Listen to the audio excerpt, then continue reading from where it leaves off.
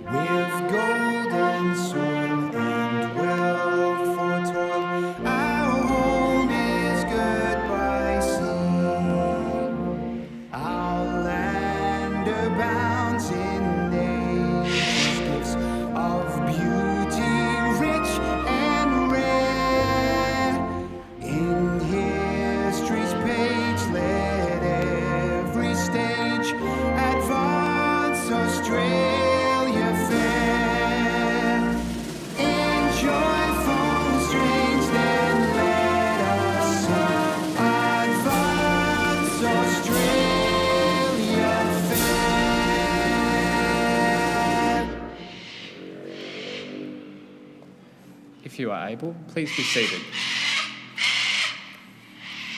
The Australian War Memorial was the vision of Charles Bean, Australia's First World War official historian. Bean landed with the Australian troops on Gallipoli and stayed with them at the front through to the end of the war. The idea of this national memorial and museum came to him at Pozières, France, in the depths of the bloody fighting of 1916. Bean's idea was that this would be a place where families and friends could mourn loved ones buried in faraway places. It would also be a place that could help all Australians understand what these men and women had endured and what they had done for us. Bean's vision, to which we remain true, is best expressed as inscribed in the entrance to the memorial's galleries. Here is their spirit, in the heart of the land they loved, and here we guard the record which they themselves made. Tonight, we will read the story behind just one of those on the Roll of Honour, which lists the names of the more than 102,000 men and women who have given their lives for us in war and on operations over more than a century. But first, we present a lament, Flowers of the Forest. Wreaths or floral tributes will now be laid at the base of the Pool of Reflection.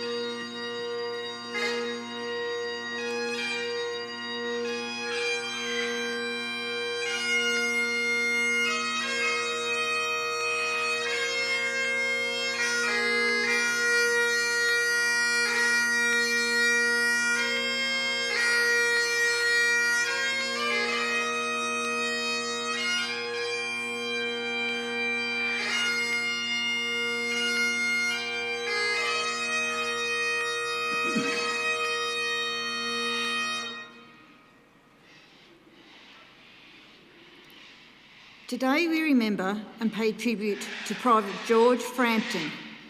George Frampton was born Keele East near Stawell in Western Victoria in June 1884, the third of 5 children born to Elizabeth and Mark Frampton. Young George attended state school at Weatherboard Hill near Ballarat before taking up work as a farmer at Joljol, near where he was born. He was described as a tall man who was of a quiet, upright and industrious nature, who had many friends. Frampton enlisted in the Australian Imperial Force on the 15th of April 1916 and began to train with the reinforcements of the 8th Infantry Battalion. In July, he sailed from Melbourne for service overseas. Not long after arriving in Britain, he transferred from the 8th Battalion to the 39th Battalion, a newly formed battalion that formed part of the 3rd Australian Division, then under the command of Major General John Monash.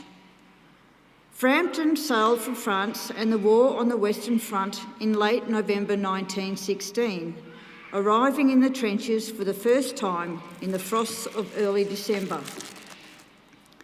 Between the 7th and 9th of June 1917, Frampton and the 39th Battalion took part in their first major battle at Messines in Belgium. The joint British, New Zealand and Australian attack was preceded by a 7-day bombardment of the German lines, and then the detonation of over 450 tonnes of explosives dug into a series of tunnels under the German trenches. The explosion devastated the German lines and allowed a swift advance. Frampton's battalion was one of a number of Australian units caught in a heavy German gas attack as they approached their starting lines. They suffered terrible casualties. Later that year, Frampton and his comrades fought in the bloody Battle of Brunswick and Passchendaele in the Flanders region of Belgium. After the heavy fighting in 1917, Frampton was granted a period of leave, and he spent most of January 1918 in London.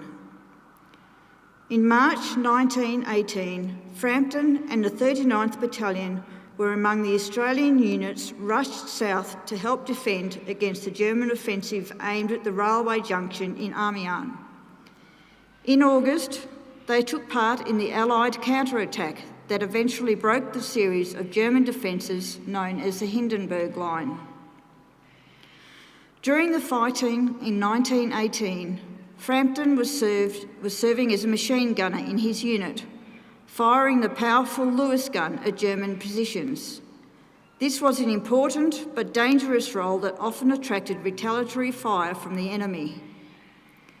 On the 31st of August 1918, Frampton and the 39th Battalion took part in an attack near the Somme River in support of the major Australian advance at Peronne and Mont-Saint-Quentin, east of Amiens.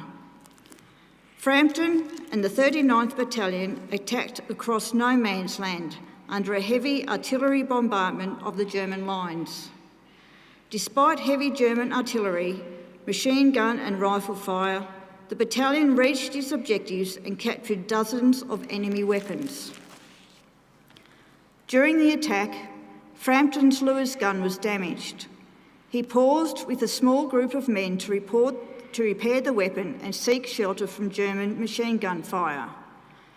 Soon after fixing his gun, he looked over the top of his defensive position in preparation to lay down fire. He was shot in the head and killed instantly.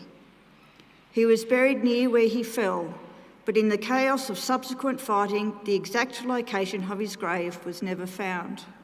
He was 34 years old.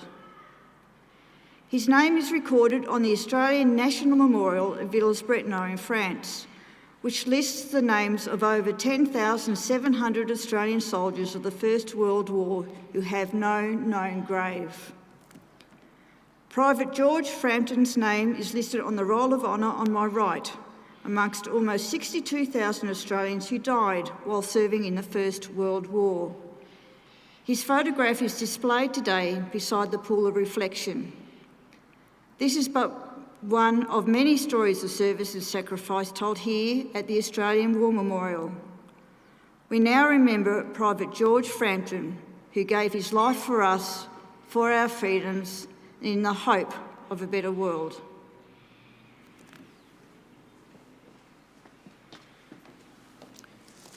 If you are able, please stand for the reading of the Ode and the sounding of the last post.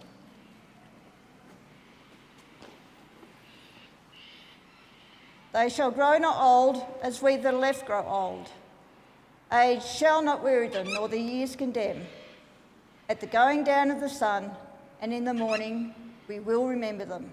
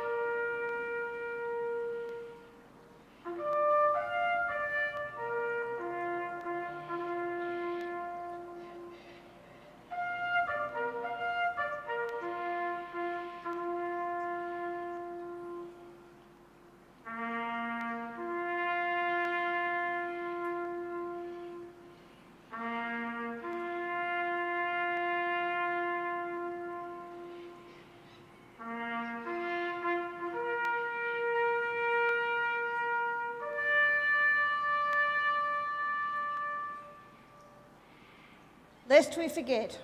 Lest we forget.